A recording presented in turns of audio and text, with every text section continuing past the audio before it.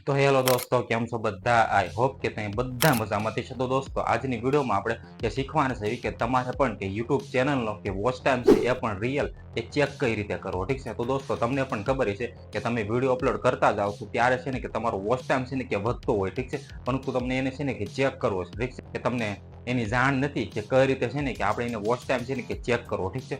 દોસ્તો, આવડો છે ને કે પહેલેથી લઈને કે છેલ્લે સુધી કે સ્કીપ કર્યા જોઈ લો. તો આવડમાં હું તમને છે ને કે બધી પ્રોસેસ શીખવાડું છું ને એ પણ સ્ટેપ બાય સ્ટેપ કે તમારે પણ કે તમારી યુટ્યુબ ચેનલનો કે વોચ ટાઈમ ચેક કરવો હોય અને એ પણ તમારે રિયલ વોચ ટાઈમ ચેક કરવો હોય તો તમે કરી શકો છો, ઠીક છે. પરંતુ એ ક્યાંથી કરવાનો છે, કેવી રીતે કરવાનો છે, કઈ રીતે કરવાનો છે, એ બધી પ્રોસેસ જાણવા માટે તમારે કે આવડ્યું ને કે છેલ્લે સુધી જોવો પડશે, ઠીક છે. તો દોસ્તો, વિડીયો છે ને કે છેલ્લે સુધી જરૂર જોજો અને વિડીયો પસંદ આવે તો વિડીયોને જરૂરથી એક લાઈક કરી નાખજો. ચેનલ પર નવા હોય તો ચેનલ જરૂરથી સબસ્ક્રાઇબ કરી નાખજો, કારણ કે આવા નવા હેલ્પ થયો તેમને ગુજરાતીમાં આ છે હું જરૂરથી મળતા રહેશે, ઠીક છે. તો તમારે છે કે લાસ્ટ 28 દિવસમાં કેટલો વોચ ટાઈમ કે મળ્યો તમને, કે લાસ્ટ 7 દિવસમાં કેટલો મળ્યો અને ડેઇલીનો કે એક દિવસમાં કેટલો વોચ ટાઈમ તમને મળે છે, ઠીક છે. બધું છે ને કે આપણે આગળ શીખવાના છે કે તમે છે ને કે ચેક કરી શકો છો, ઠીક છે.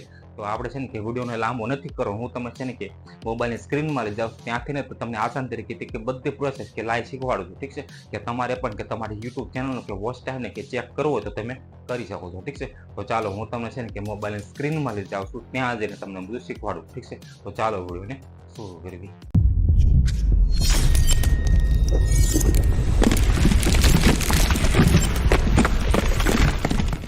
તો દોસ્તો, તમે છે ને કે તમારી યુટ્યુબ ચેનલનો જે વોચ ટાઈમ છે એ બે રીતે ચેક કરી શકો છો, ઠીક છે. તો આપણે બે રીત છે ને હું તમને આસાન તરીકેથી શીખવાડવાનું છું, ઠીક છે. તો વિડીયોને છે ને કે સ્કીપ કર્યા વગર કે પહેલેથી લઈને કે છેલ્લે સુધી કન્ટિન્યુ રાખજો, ઠીક છે. તો જ તમને ખબર પડશે. તો સૌથી પહેલા છે ને કે તમારે એક પહેલી રીત છે ને એ આપણે શીખવી, ઠીક છે. તો એના માટે સિમ્પલી કે તમારે ક્રોમ બ્રાઉઝર તો હશે, ઠીક છે, તમારે એ મોબાઈલમાં. તો તમારે સિમ્પલી છે ક્રોમ બ્રાઉઝર હોય ને એને તે ઓપન કરવાનું રહેશે, ઠીક છે. તો આપણે એને ઓપન કરીએ છીએ. હવે આમાંથી કઈ રીતે છે ને કે તમે તમારો વોચ ટાઈમ છે એ ચેક કરી શકો છો, ઠીક છે. તો એ ચેક કર્યા બાદ તમારે છે ને સિમ્પલી કે youtube.com કરીને તમારે આ પેજ ઓપન કરવાનું રહેશે, ઠીક છે. તમારે સિમ્પલી કે ક્રોમ બ્રાઉઝરમાં જઈને youtube.com કરશો તો તમારી સામે કંઈક આ રીતનું આખું ઇન્ટરફેસ આવે છે, ઠીક છે. અને અહીંયા તમારે છે ને કે તમારો સ્ટુડિયો હોય ને તો YT સ્ટુડિયો એ તમારે અહીંયા ક્રોમ બ્રાઉઝરમાં ઓપન કરવાનું રહેશે, ઠીક છે. એ તો તમને આવડતું રહેશે, ન આવડતું તો ઓલરેડી મારી ચેનલ ઉપર એ વિડીયો છે, ઠીક છે, કે કઈ રીતે YT સ્ટુડિયોની કે ક્રોમ બ્રાઉઝરમાં ઓપન કરવું. પછી તમારે youtube.com કરીને કે તમને તમારા લોગો ઉપર ક્લિક કરીને તમારે સિમ્પલી અહીંયા છે ને કે YT સ્ટુડિયો હોય એ તમારે અહીંયા ઓપન કરવાનો રહેશે, ઠીક છે. એ પણ ક્રોમ બ્રાઉઝરમાં. તો ફટાફટ છે ને કે હું અહીંયા ક્લિક કરીને કે પહેલાં ઓપન કરી લઉં છું, ઠીક છે. તો દોસ્તો, જોશો તમે આ રીતે છે ને કે તમારે પણ કે તમારું વોચ ટાઈમ જોવા મળે કે તમારે YT સ્ટુડિયોને કે ક્રોમ બ્રાઉઝરમાં ઓપન કરવાનો રહેશે. ઓપન કર્યા બાદ તમારે છે ને કે તમને હું ઝૂમ કરીને બતાવું તો તમને અહીં ડોલરનો ઓપ્શન દેખાતો હશે, ઠીક છે. તમે જોઈ શકો છો કે આ ઓપ્શન. તો તમારે સિમ્પલી કે આ ઓપ્શન ઉપર ક્લિક કરવાનું રહેશે, ઠીક છે. આ ડોલરનો એટલે કે આ અર્નનો છે ઓપ્શન, ઠીક છે, એટલે કે મોનેટાઇઝનો છે. પછી તમે એની ઉપર ક્લિક કરો છો, તમારી સામે તમે જોઈ શકો છો કે તમને છે ને અહીંયા નીચે સ્ક્રોલ કરીને તમને બતાવે છે, ઠીક છે, કે તમારે છે ને કે કેટલો વોચ ટાઈમ અત્યારે થયેલો છે, ઠીક છે. તમે જોઈ શકો છો કે મારે સબસ્ક્રાઈબર પણ તમારે જોવો હોય તો આ રીતે છે. પછી જોવો તો વોચ ટાઈમ મારે છે ને તમે જોઈ શકો છો કે 770 હજી થયો છે, ઠીક છે.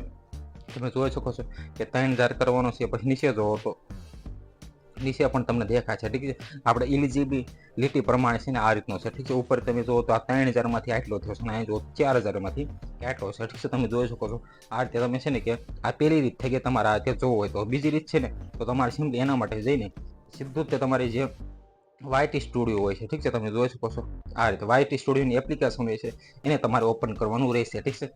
એને ઓપન કર્યા બાદ તમને સિમ્પલી તમારે છે ને કે ક્રોમ બ્રાઉઝરમાં તમારે વોચ ટાઈમ ન જોવો હોય, સીધો તમારે આમાંથી જોવો હોય તો તમને સીધું અહીંયા પણ અર્નનો ઓપ્શન દેખાય છે, ત્યાં તમે ક્લિક કરશો.